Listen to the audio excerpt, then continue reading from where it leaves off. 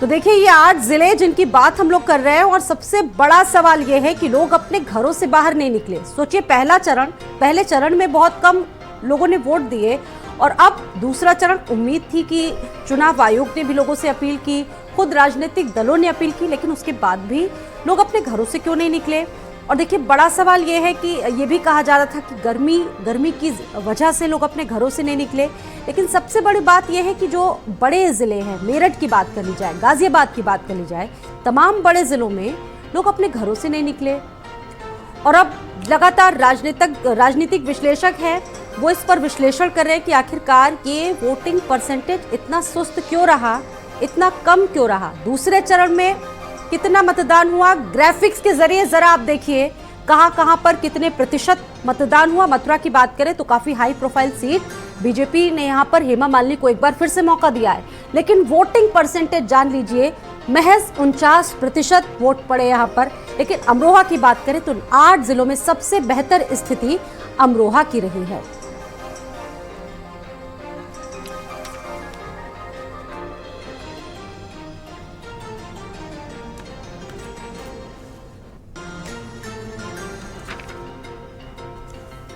चलिए ये 8 सीटें हैं, इन पर विश्लेषण करना भी जरूरी है। अब इंतजार है तीसरे चरण का और उम्मीद है कि शायद मत प्रतिशत कुछ बढ़े। एक खास पैनल इस वक्त मेरे साथ जुड़ चुका है, शादाब रिजवी मेरे साथ जुड़ चुके हैं, वरिष्ठ पत्रकार आलोक पांडे मेरे साथ जुड़ चुके हैं बातचीत करने के लिए, राजनीतिक विश्लेषक के तौर पर आपका भी बहुत स्वागत है।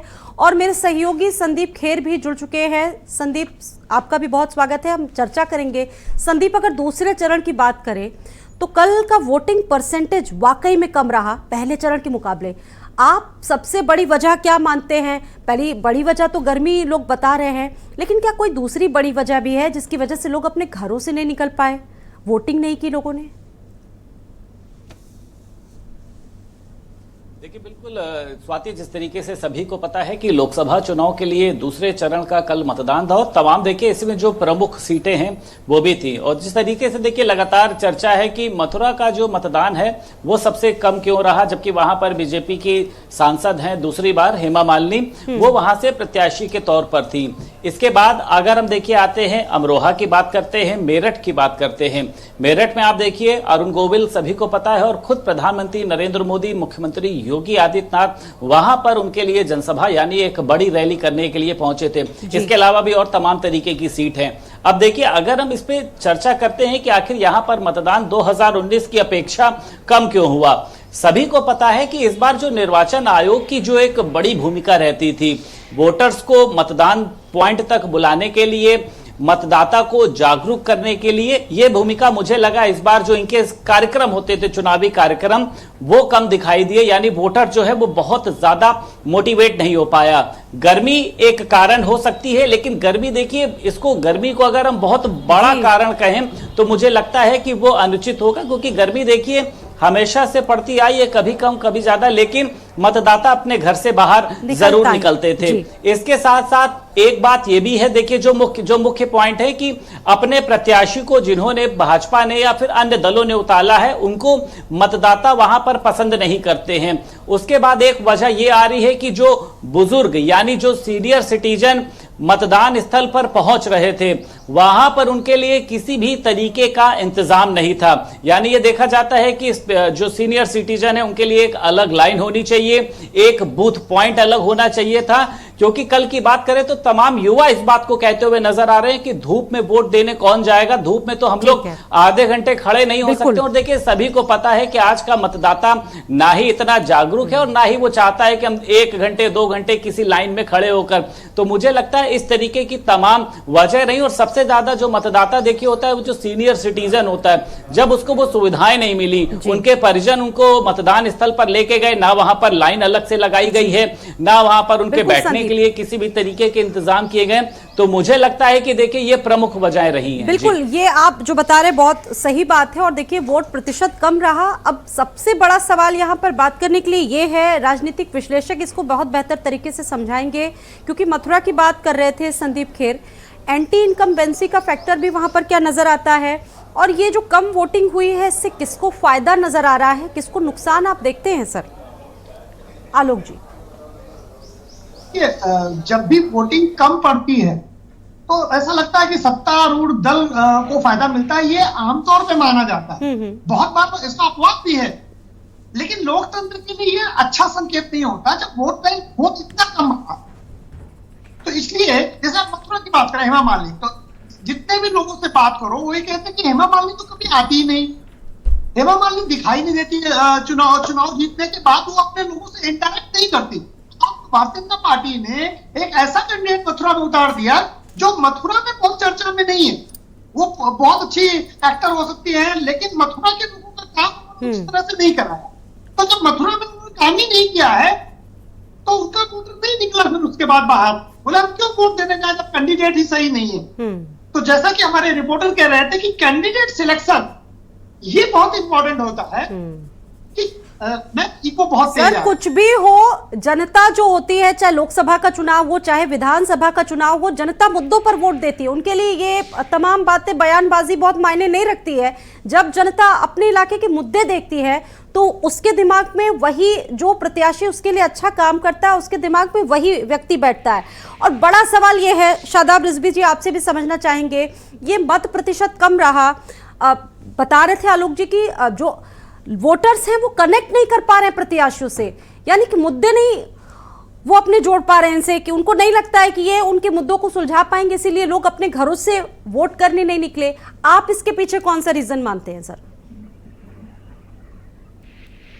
शादाब बात को जी, आप, मेरी आवाज आ रही है? जी जी जी। देखिए, आप सही कह रही हैं इस बात को कि कनेक्टिविटी जो है वो एक बड़ा मुद्दा है, बड़ा कारण इसमें रहा है। क्योंकि हम तमाम चीजें गिना सकते हैं कि पोलिंग बूथ पे व्यवस्था नहीं थी या तमाम चीजें नहीं थी, ये तो एक अलग चीजें हैं, ये तो प्रशासनिक बातें हैं। लेकिन जो कनेक्टिविटी है, मैं जो आप बोल रही हैं कि वोटर से प्रत्याशी की कनेक्टिविटी कम नहीं थी, बल्कि प्रत्याशी की वोटर से कनेक्टिविटी कम थी। अगर आप दलीय बात देखेंगे, चाहे वो कोई सी भी सत्ता पक्ष हो विपक्ष हो, इन तमाम के दावे जो हैं वोटर को लाने के लिए, अगर आप बीजेपी भी अगर बात करें, वो शक्ति केंद्र की बात करते हैं, पन्ना प्रमुख की बात करते हैं, एक एक पन्ने पे जो 50 और 60 वोटर होते हैं उनसे एक एक साथ जो है लोग ला के लाने की बात करते हैं। जो कांग्रेस है वो एक बूथ 10 यूथ की बात करती है, जो बहुजन समाज पार्टी है वो सेक्टर कमेटी की बात करती है, जो समाजवादी पार्टी खासकर यूपी की बात कर रहे हैं हम लोग, तो वो दूसरी बातें करती है कनेक्ट होने के लिए। तो इन सब चीजों से ये महसूस हो रहा है कि ये सिर्फ कागजों में इनको दिखाई दिया और वो उनसे कनेक्ट नहीं हो पाए, जो मुझे लगता है, जो मैंने यहां महसूस किया है। क्योंकि अगर ये लोग कनेक्ट होते तो वो लोग निकलते, और वो इसलिए नहीं निकल पा रहे कि कनेक्ट नहीं हो पा रहे। आप बता रहे मथुरा की बात करें तो यहाँ पर वोटिंग परसेंटेज सबसे कम रहा। गाजियाबाद बड़ा शहर है, यहाँ पर वोटिंग परसेंटेज सबसे कम रहा। अमरोहा की अगर बात करें तो अमरोहा में स्थिति ठीक रही, इन तमाम जिलों से बेहतर रही। 63% यहाँ पर मतदान हुआ। गर्मी वहां पर भी थी। मैं इसमें बिना किसी लाग लपेट के, ये आप बिल्कुल महसूस कर रही हैं, तमाम जगह से आपको रिपोर्ट आ रही होंगी कि खासकर मुस्लिम बहुल्य इलाकों में बड़ा वोटिंग प्रतिशत हुआ है। तो अमरोहा की जो आप बात कर रही हैं, वहां आप देखिए कि जो मुस्लिम बहुल्य एरिया है वो 3 बजे के बाद बड़ा प्रतिशत वहां हुआ है। और जो वहां दानिश अली कल तक 2 दिन पहले तक माना जा रहा था कि बहुत फाइट में नहीं, त्रिकोणीय मुकाबले में है, वो सीधे सीधे मुकाबले में सिर्फ बड़े परसेंटेज की वजह से वहां महसूस किया जा रहा है। जो गाजियाबाद की आप बात कर रहे हैं, तो वहां एक गठबंधन की तरफ जो एक माहौल था, जो वहां वीके सिंह और तमाम लोग जो हैं, जो उनका टिकट काट रहा था बीजेपी ने, और जो वहां 84 गांवों की एक ठाकुर वाली पूरी इलाका है, उसमें कोई नाराजगी का जो असर था, उस वजह से वहां कुछ लोगों ने वोट कम किया है और कुछ जो है वोट डाइवर्ट हुआ है। तो इसलिए वहां परसेंटेज कम हुआ है। अगर किसी परिवार में 5 वोट थे तो 2 वोट पड़े हैं, 5 वोट नहीं पड़े हैं, वो नाराजगी मान लीजिए या कुछ मान लीजिए। एक बार रुक कर लेते हैं अपने सहयोगी संदीप खेर का। संदीप, आप तो इस वक्त ग्राउंड पर मौजूद है, काफी दिनों से बाहर हैं, आप तमाम स्थिति से अवगत हो पा रहे होंगे, वोटर्स के मूड को टटोल पा रहे होंगे। वोटर्स का क्या मानना है, क्या है मिजाज इस बार उनका? क्योंकि कई बार तो ये भी कहा गया कि इस बार का वोटर बड़ा साइलेंट नजर आ रहा है, वो खुलकर बोल नहीं रहा है लेकिन वोट करने निकल रहा है। संदीप,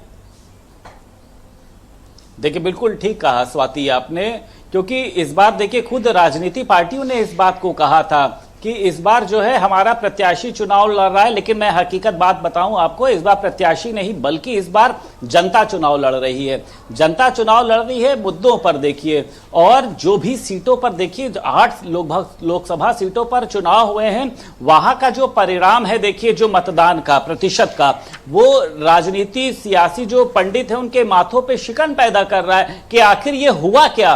तमाम तरीके की देखिए रैलियां करी गई, वो चाहे भारतीय जनता पार्टी की तरफ से हो चाहे समाजवादी पार्टी की तरफ से हो, लेकिन मतदान प्रतिशत का कम होना देखिए कई तरीके के सवाल खड़े करता है। क्या मतदाता अपने घर से बाहर मतदान करने के लिए क्यों नहीं निकला, इसके पीछे की क्या वजह रही? क्योंकि देखिए सभी को पता है कि जो ग्रामीण क्षेत्रों की अगर हम बात करते हैं तो वहां का वोटर सबसे ज्यादा चुनाव के दौरान मतदान करने के लिए बाहर निकलता है, बाकी शहरी तो घर में बैठकर छुट्टी मनाते हैं। प्रत्याशी को पसंद ना करना है, क्योंकि देखिए ये भी देखा गया है कई सीटों पर, वो चाहे हम बीजेपी की बात करें, हम समाजवादी पार्टी की बात करें, हम अन्य पार्टियों की देखिए अगर बात करते हैं तो कई जगहों पर यह देखा गया है कि जो वर्तमान प्रत्याशी या जिन्होंने दूसरी बार भी उस प्रत्याशी को मौका दिया है, उससे वहां के वोटर्स जो हैं वो सेटिस्फाई नहीं दिखाई दिए हैं। क्योंकि देखिए इस बार का जो चुनाव है मुझे लगता है वो किसी भी प्रत्याशी के चेहरे पर नहीं हो रहा है, किसी के पार्टी पे नहीं हो रहा, बल्कि मुद्दों पर हो रहा है। क्योंकि देखिए जनता भी जो है वो विकास चाहती है, जनता भी चाहती है कि उसको रोजगार मिले, जनता भी चाहती है कि उसको नौकरी मिले।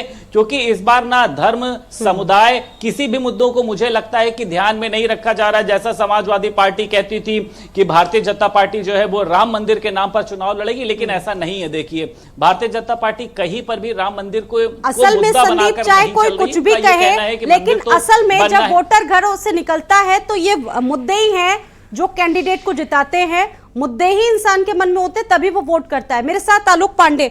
आलोक जी, हमारे सहयोगी संदीप बता रहे थे, इससे पहले आपने शादाब जी को भी सुना, ये आंकड़े किस तरफ इशारा कर रहे हैं, संकेत क्या इनके समझे जाएं?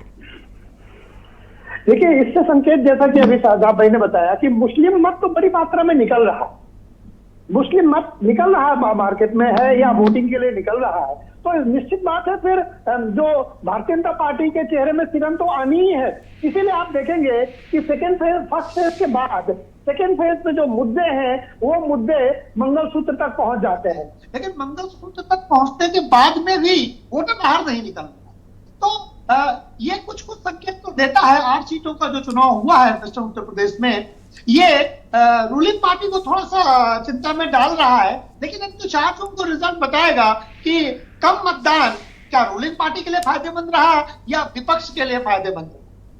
बिल्कुल, ये तो जब जनादेश आएगा तभी स्पष्ट हो पाएगा। लेकिन अब संदीप, अगर हम दूसरे जिलों की बात करें तो मेरठ से अगर बात की जाए तो लगातार वहां से जो जीत रहे थे कैंडिडेट, उनको टिकट ना देकर, राजेंद्र अग्रवाल को टिकट ना देकर अरुण गोविल को चेहरा बनाया गया। अरुण गोविल के बारे में कहा गया कि ये तो कभी आते ही नहीं थे, लेकिन जब उनसे बात कही गई तो उन्होंने कहा कि मेरा जन्म यहाँ हुआ, पढ़ाई लिखाई हुई। मुद्दों को वो नहीं जानते लेकिन समझने की कोशिश करेंगे।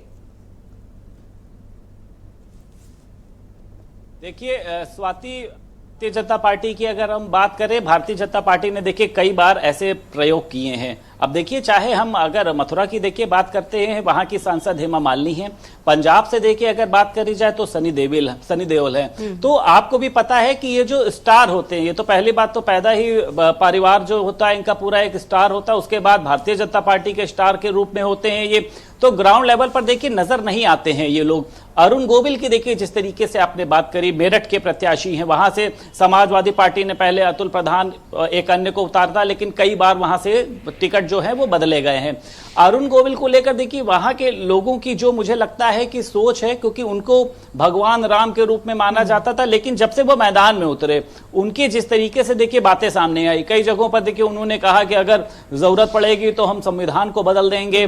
एक बार देखा गया हाथों में वो भगवान राम की तस्वीर को लेकर लोगों से वो मांग रहे थे, अपना समर्थन मांग रहे थे। तो जैसा कि देखिए मैंने कहा कि इस बार जनता जो है खुद चुनाव लड़ रही है, जनता फूंक कर कदम रख रही है। और अभी मैंने देखा था कि आलोक पांडे जी ने एक बात कही कि अमरोहा में जो मुस्लिम मतदाताओं की संख्या है वो बेहद ही ज्यादा रही है। और वाकई में इसमें देखिए कोई भी दोहराए नहीं है कि मुस्लिम मतदाताओं ने बढ़ चढ़कर मतदान किया है।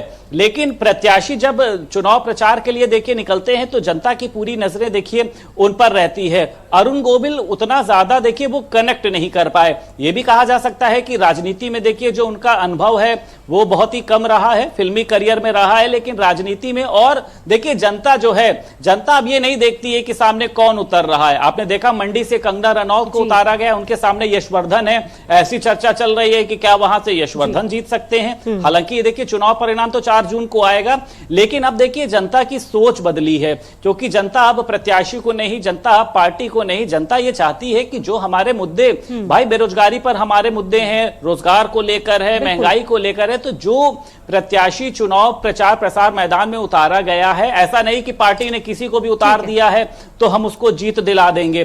तो साइलेंट वोटर है, देखिए इसमें कोई दो राय नहीं है, लेकिन कम मतदान देखिए चिंता जरूर बढ़ा रहा है। इस समय सांसद हेमा मालिनी को भी चिंता होगी, चिंता तो सभी दलों के लोगों की, क्योंकि लोगों की प्रतिष्ठा संदीप दांव पर फंसी है।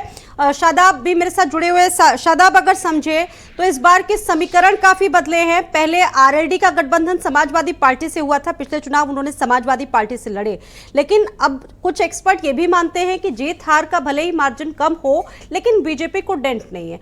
आप इससे कितना इत्तेफाक रखते हैं? आपकी नजर में आपका अपना विश्लेषण क्या है इस पर पूरा, जल्दी से? देखिए, ये तो कहना नाइंसाफी होगा कि आरएलडी अगर साथ मिला है तो उसको फायदा नहीं होगा एनडीए को। फायदा तो होगा, कितना होगा ये वही जो अभी खरे जी बता रहे थे 4 जून को ही पता चलेगा जी। लेकिन जो तस्वीर यहाँ फील्ड में देखी जाती है या लोगों से बात करके जो सामने आ रही है, उसमें कहीं ना कहीं फायदा जो है वो जो खास चौधरी वोट, किसान वोट जिसे कहते हैं, वो थोड़ा यूनाइट हुआ है। थोड़ा, मेरा थोड़ा का बार बार मैं इसलिए कह रहा हूं कि क्योंकि बड़े बल्क में कहीं नहीं दिखाई दे रहा है। जैसे मैं अगर पहले फेज से शुरू करूं तो बिजनौर में जो है बहुजन समाज पार्टी ने जाट समाज के कैंडिडेट को उतारा तो वहां जाट बट गया। अगर वो जयंत सिंह जी के बारे में या उनकी बात 100% मानता तो एनडी के साथ जाता। ऐसी दूसरी जगह की, अभी आप कल अलीगढ़ की बात करें, कल आप अमरोहा की बात करें, तो अलीगढ़ में वहां जाट समाज के कैंडिडेट समाजवादी पार्टी गठबंधन के विजेंद्र सिंह थे, उनके पक्ष में एक बड़ा पक्ष वहां जाटों का जाता दिखाई दिया। आप जो है बात अगर करें अमरोहा की, तो वहां एक जाट समाज का पक्ष, क्योंकि वहां उनके दानिश अली के साथ जाते हुए खुल के दिखाई दिया, जाता हुआ वहां कहता हुआ दिखाई दिया। मथुरा की स्थिति भी कल यही देखने को मिली कि वहां खुद जयंत जी अपनी वाइफ के साथ वोट भी डालने गए, 2 बार वहां सभाएं भी की और ये भी ऐलान किया कि ये मैं कभी हेमा मालिनी के सामने वोट चुनाव नहीं लड़ूंगा। और लेकिन उसके बावजूद भी वहां चौधरी में एक हल्का बिखराव महसूस किया गया। बिल्कुल, तो ये वाली चीजें जो हैं, बिल्कुल आप अपनी बात सर कंप्लीट कीजिए जल्दी से। हाँ, तो ये वाली चीजें जो हैं, ये देखिए कोई ना कोई जब 1 से 2 होते हैं तो फायदा तो मिलता है, लेकिन उम्मीद के मुताबिक फायदा मिलता है या नहीं मिलेगा, ये वाली चीजें सब गर्भ में होती है, आगे जाते हुए फ्यूचर में होती है। तो लेकिन फिर भी आरएलडी के साथ जाने से इंडिया गठबंधन को फायदा निश्चित तौर पर हुआ है और होगा। ये आपका अपना विश्लेषण है। आलोक पांडे जी मेरे साथ मौजूद है। आलोक पांडे जी, कहीं कहीं देखा गया, जिसका हम लोग लगातार जिक्र भी कर रहे हैं कि हेमा मालिनी का इंटरनल विरोध किया गया, लोगों ने, कार्यकर्ताओं ने विरोध किया। उसके बाद अगर अरुण गोविल जिसका जिक्र हम लोग कर रहे हैं, उनका भी इंटरनल विरोध किया गया, लेकिन मैनेज हुआ। कार्यकर्ताओं को यह संदेश देने की कोशिश की गई कि भाई सब कुछ ठीक ठाक है, यहां पर एक बार अगर टिकट मिल जाता है तो बदलाव नहीं हो सकता है। यानी कि बहुत सारी चीजों को बीजेपी ने भी इस बार मैनेज करने की कोशिश की है। आलोक जी, भारतीय जनता पार्टी का जो कॉन्फिडेंस था कि मोदी और योगी के चेहरे पर ही वोट पड़ेगा, अगर ये बात होती मुद्दों पर नहीं, चेहरे पर वोट होता तो वोट परसेंटेज बहुत बढ़िया होता ना। तो ये कहीं और कॉन्फिडेंस है कि बीजेपी जिसको भी खड़ा कर देगी वो जनता बाध्य है वोट देने के लिए। इसमें मुझे थोड़ा सा जो है डाउट लग रहा है, क्योंकि जनता अब ये चाह रही है कि अच्छा कैंडिडेट लाओ, जनसेवक लाओ, हमारे लोगों के बीच का हो। तो भारतीय जनता पार्टी को भी इस बात से बाहर निकलना पड़ेगा अगली बार, जहां जहां सीटें बची हैं, कि व्यक्ति ऐसा दो जो वहां काम करने वाला हो। जब आप पैरासूट कैंडिडेट लेकर के आते हैं तो फिर जनता उसे स्वीकार नहीं करती। तो कम से कम बीजेपी का वोटर अगर जिसको प्रत्याशी बनाया है, अगर उससे नाराज है तो वोट देने नहीं निकल रहा है। प्रथम दृष्टया तो फिर यही लग रहा है, या विपक्ष का कैंडिडेट जिसको बनाया, सपा बार बार बदल देती है प्रत्याशियों को। तो ऐसा नहीं कि उस बीजेपी का ही वोटर, विपक्ष का वोटर भी नहीं निकल रहा है कि वो बार बार प्रत्याशी बदल देते हैं। आप कन्नौज से लेकर के और अभी अखिलेश भाई कितने बदल चुके हैं। वोटर ये समझने की स्थिति में आलोक जी रह ही नहीं पाता है कि वो आखिरकार वोट किसको दे, क्योंकि अचानक से प्रत्याशी बदल दिया जाता है तो वो समझने की स्थिति में नहीं होता। फिलहाल अभी तीसरा चरण पश्चिमी उत्तर प्रदेश का एक चरण और बाकी है, यहां पर भी अब तमाम उम्मीदें होंगी। संदीप, अब तो तीसरा चरण बाकी है, ग्राउंड पर अभी क्या स्थिति है?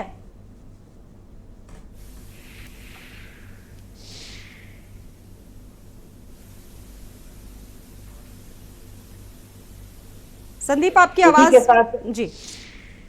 उसी के साथ साथ देखिए प्रत्याशियों को बदलना और विपक्ष की देखिए जिस तरीके से जो रणनीति रही, विपक्ष की आपस में जिस तरीके से उठापटक रही, वो चाहे प्रत्याशियों को लेकर हो, वो चाहे पार्टी में आपस एक दूसरे की रणनीति को लेकर हो। लेकिन अब ये बताया जा रहा है कि हालांकि इसके पहले भी देखिए जब चुनाव होते हैं या जो भी है तो पश्चिमी उत्तर प्रदेश का जो मतदान प्रतिशत है वो बहुत ज्यादा नहीं बढ़ पाता है, हालांकि 2019 के मुकाबले कम हुआ है। लेकिन अब जब तीसरा चरण की देखिए शुरुआत होगी तो ये बताया जा रहा है कि जो मतदान प्रतिशत है उसके बढ़ने की संभावना बताई जा रही है। और इसमें देखिए कोई दो राय नहीं है, जिस तरीके से चाहे वो भारतीय जनता पार्टी ने अपने प्रत्याशी उतारे हो, समाजवादी पार्टी ने उतारे हो, अन्य लोगों ने प्रत्याशियों को उतारा हो, इसमें सभी को पता है कि मतदाता इस बार उतना ज्यादा सेटिस्फाई जो है वो नहीं दिखाई दिया, क्योंकि देखिए पैराशूट से प्रत्याशियों को लाकर मैदान में खड़ा कर देना सिर्फ पार्टी के नाम पर, जनता इसको अब बर्दाश्त नहीं कर पा रही। और उसी के साथ साथ देखिए विपक्ष की रणनीति सभी को दिखाई दे रही है, हम चाहे वो कैराना की बात कर लें, अमरोहा की बात कर लें, गाजियाबाद की बात करें, नोएडा की बात करें, मेरठ की बात करें, तमाम जगहों की, तो देखिए मतदाता भी इस बार कंफ्यूज है, लेकिन वो साइलेंट वोटर है। क्योंकि हम अगर सीधी देखिए बात करते हैं भारतीय जनता पार्टी के प्रत्याशियों के लिए कि कम मतदान है, उनके हारने के असर करते हैं, तो ऐसा नहीं है। इतना ही असर जो है वो विपक्ष के प्रत्याशियों पर भी पड़ने वाला है, क्योंकि अभी लगभग आप समझिए 54.85% का मतदान हुआ, जहां पिछली बार की अगर हम बात करते हैं तो 61% जो है वो मतदान हुआ था।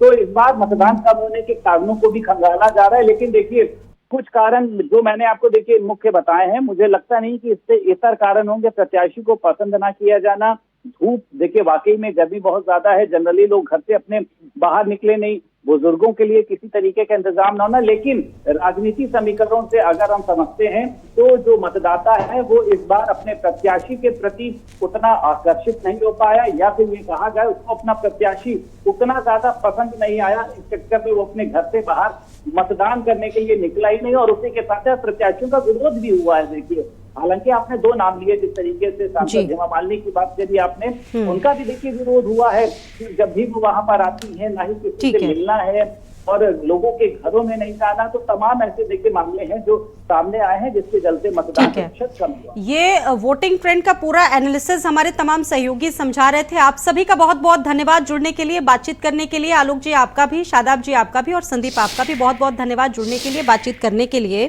तो ये दो जो कहा जा सकता है कि चरण हैं वो बीत चुके हैं और दो चरणों का पूरा विश्लेषण क्या रहा वो आपने सुना होगा।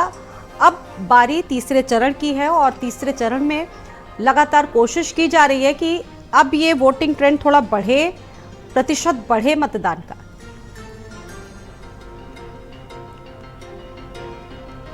फिलहाल बढ़ते अगली खबर की तरफ। महोबा